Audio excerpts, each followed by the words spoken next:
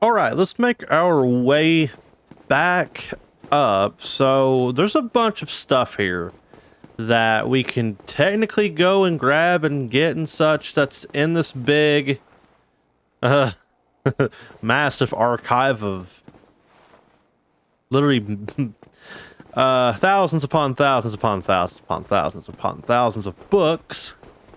But yeah, I mean, there's like, yeah, like as you can see, there's dudes behind the cages and such. I do have the keys, and we could very well, you know, go adventure and such. I'm trying to honestly cheese these guys out a little bit. That was, yeah, you could do that. So funny that you can honestly do that, especially if they're against the grain there. Yeah, this area has quite a bit to it, drop downs and such that's in it, but we're not going to go for that immediately. I may go for that when I come back down here, though.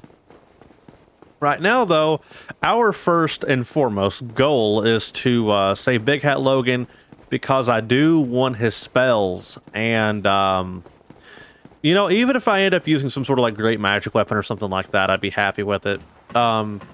The DLC, from what I recall, doesn't really give a shit about your magic. I mean, yeah, you can do some pretty good damage, but I don't know. I just feel like the DLC and like actually using magic in the DLC has never panned out very well for me, personally.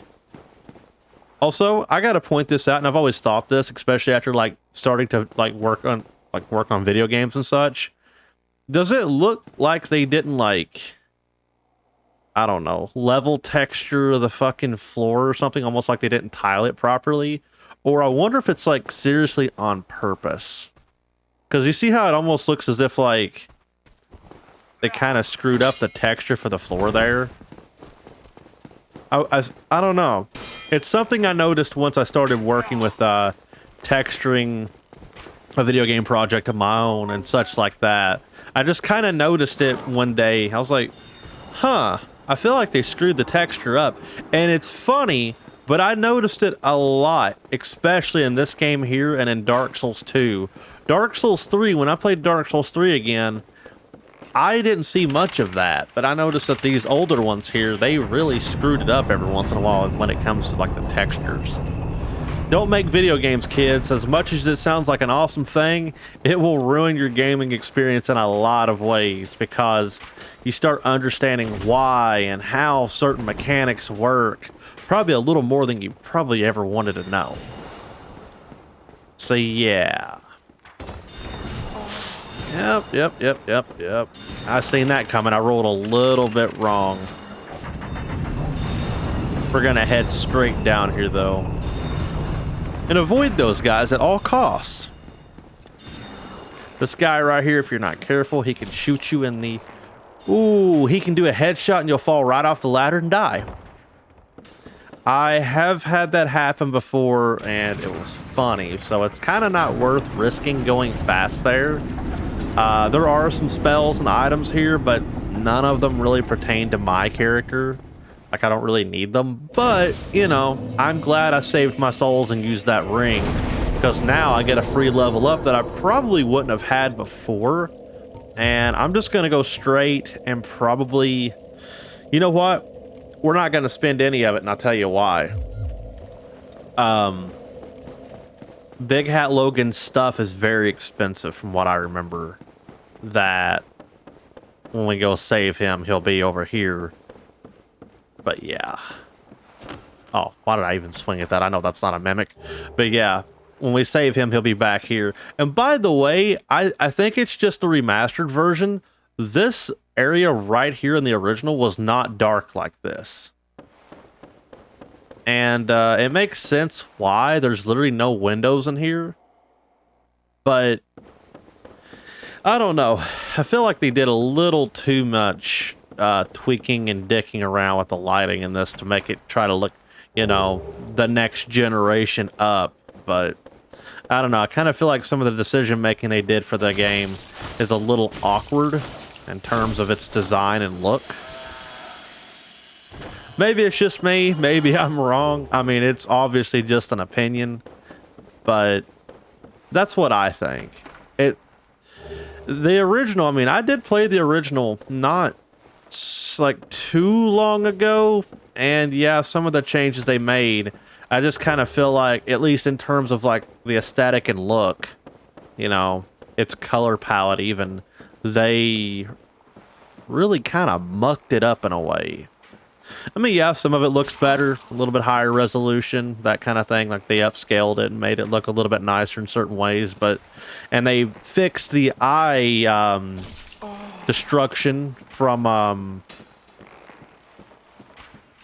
in Lost Izalith. Come on, shoot my shield, dickhead. Yeah, Lost Izalith, it used to have this god awful, just made you want to just rip your freaking eyeballs out look to the lava, and I don't know why they did that. Oh my god. I don't know why they did all that for, because it was so bright.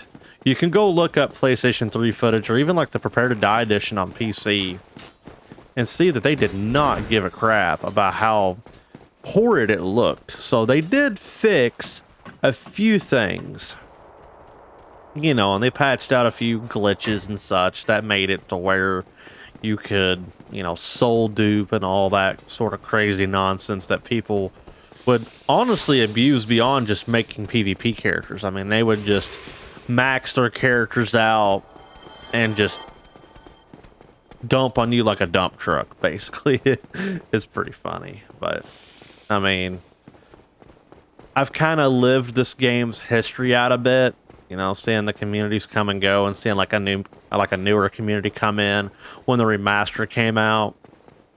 And I feel like the authentic Dark Souls experience, it's a bit of a questionable one, because I don't really know what I recommend people to play.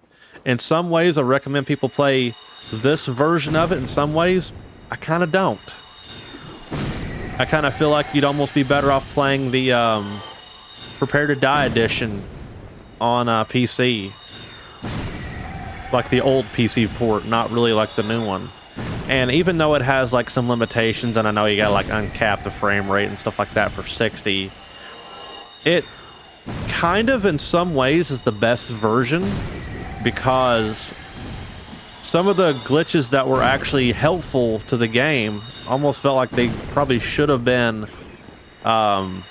mechanics in some ways, or even like the bottomless box glitch to, you know, make new characters and such a little easier.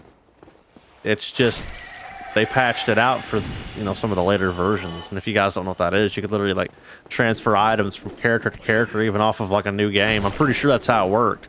I actually started playing the game, I think right after that was patched out, but I did down patch on 360, and it was, whew, boy, was that an experience. The game was broken beyond help. I mean, you would literally fall through fog walls if you were to go through them backwards. So like, say for example, if you were to go through the forest the backwards way and walk through the fog wall that leads you out to where the Moonlight Butterfly area is at, yeah, you would fall through the floor. It was great, I promise. Oh, thank you very much. I'm saved. That makes twice. I must be sure to repay you. Give me free spells. If I discover any new spells, I shall share them with you. Prepare to be impressed by the onward march of sorcery. Oh yeah. Also, really quick, want to check my voice and music options. Okay. I noticed another thing in the remaster, and there's a reason why I have my voice audio turned up a little louder. For some reason, and I don't know if you guys have noticed this in your own personal playthroughs, but the voices are a lot quieter than the other mix. Like, you know, like how if you have like all of your stuff set on like 5 or something, like everything's kind of equal. On the original version of the game, yeah, it was equal. It sounded like it was mixed pretty well. On this one here, if you don't turn up the characters' voices a little bit louder than what your, say, other two would be or whatnot, oh shit, they're so quiet you can't hear them. Like right there, even though I had his voice turned up a bit, and I'll probably do like a little bit of audio editing for the YouTube video, you know, that way it's a more audibly pleasing experience for you guys. Sounds quiet to me even still. It's a little annoying. That's the thing. Something so easy to get right, you know, just by spending a little extra time on it. Developers screwing up something like that easily. Okay, well, they got those two right. The lighting is definitely messed up there. Sorry. I'm gonna play the game. Yeah, this is meant to be a playthrough, not easy jabbering on about video game development stuff. I'm sure that's probably not everyone's cup of tea. So we're just gonna march on, and now that we've saved him, we're gonna go speak to him and get his stuff. We're gonna get his stuff. Because we need probably quite a bit from him.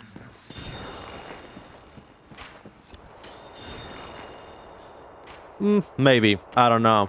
I'm going to have to make a big boy decision here, and I'm going to have to make it soon. Because the heavy soul arrow, not going to work, and I'm not pumping a lot of levels into my intelligence. I don't want to do that. So I may end up going and switching out for like the great magic weapon or whatever. I want to see what he has here, though. Also, I was accidentally pressing the X button.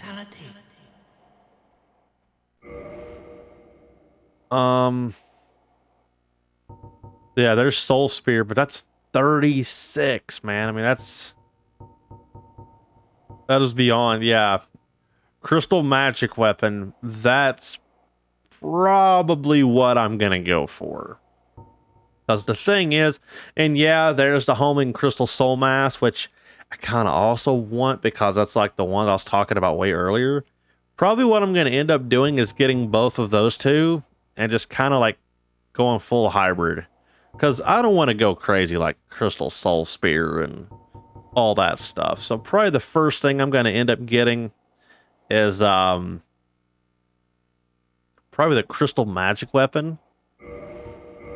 Because I can't afford that by a little bit. Let me do something here. The knowledge here is limitless. I would absorb it, then I will have to get some levels. Yeah, I'm gonna have to get 4 levels, which won't be too bad. I'll probably end up getting those either gradually or something like that. I do want them before the DLC though, because the DLC is pretty much what every single one of my playthroughs prep for. Mostly because I suck at it. I really, really suck at the DLC, and I apologize ahead of time if my ventures through the DLC make a lot of you guys cringe, because I may know the way through, but I'm not that good at it. Hello there. You really are very diligent. Oh, I understand. We are in the midst of a revolution. He is losing his ever-loving mind.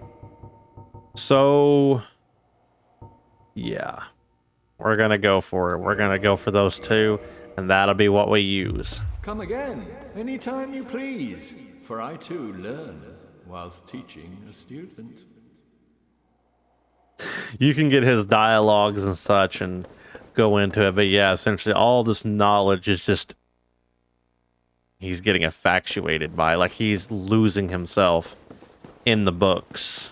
And yeah, pretty cool. It's bad, but it's pretty cool. So we're gonna go on ahead and use the boss souls and all of our souls here, level up and boost up our character a bit, and trade out my heavy soul arrow for something more useful. I need to head back to Firelink Shrine and use that Firekeeper soul as well. That way, you know, I can just go on ahead, top my character off, not have to worry about having to heal twice because I'll have enough, you know, of an upgraded Estus flask. They're just pretty well one glug healing. It's not really completely necessary for a new game playthrough, but, you know, I'm just going about this in like probably like the most casual way possible, but while showing some tips that I can give at most. You know, it's that kind of thing. I never claim to be some sort of professional in this game, although I I may have one friend out there that is very intelligent when it comes to the Dark Souls games. Okay, let's go get our Estus flask upgraded, and then we are going to head back to the land of the books, and we'll probably end up going for Seath, because honestly, Seath is not that bad. It's kind of the area getting to Seath that gets kind of cheap. I'll admit it. It's really cheap. Okay, now that we're back here, I'll catch you guys in the next one, and we'll go take on a boss, a big boss. Not that hard of a boss, but it can be devastating for some people, especially if you get cursed. Catch you guys in the next one.